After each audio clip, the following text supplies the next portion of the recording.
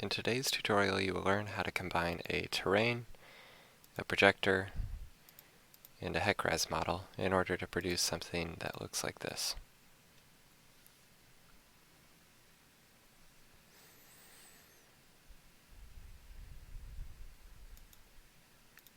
So the first necessary step is to develop your 3D printed terrain.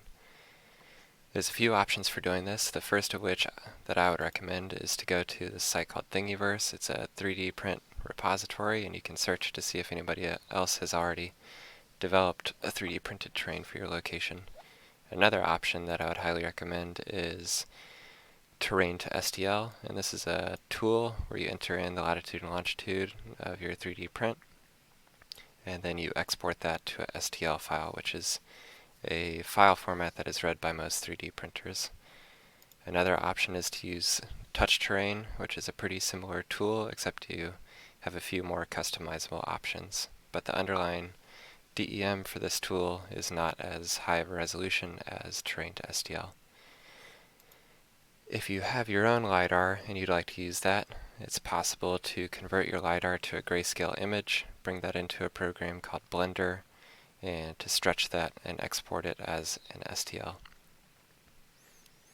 Now that you have your STL file, you need to check out and see how much it's going to cost to print. My favorite service that I found was 3D Hubs. They gave me the cheapest quote and made some high quality stuff, and you can view your model in this window. But if you're curious, I have linked this article of 9 other services that are highly recommended for printing your model. Now that we have our 3D printed terrain, we need to make sure that we have a movie of our HEC-RAS model.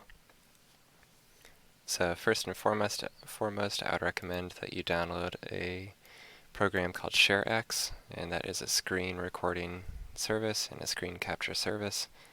Then after that, you need to create or load a HEC-RAS model.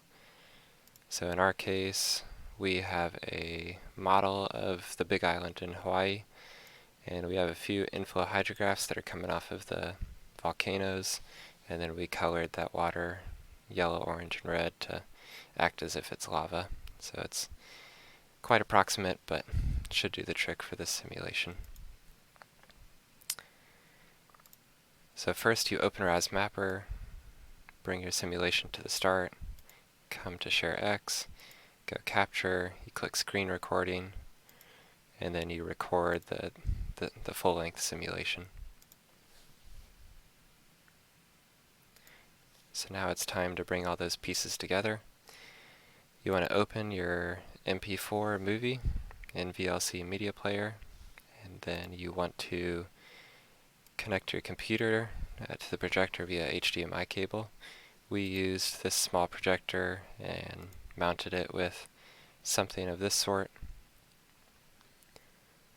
And after you connect all those devices, you want to pause your video at the peak flooding,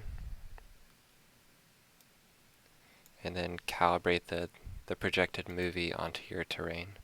And a bit of the equipment setup is detailed in this video. And after all that is ready, you can go ahead and run your simulation, and you'll end up with something that looks like this.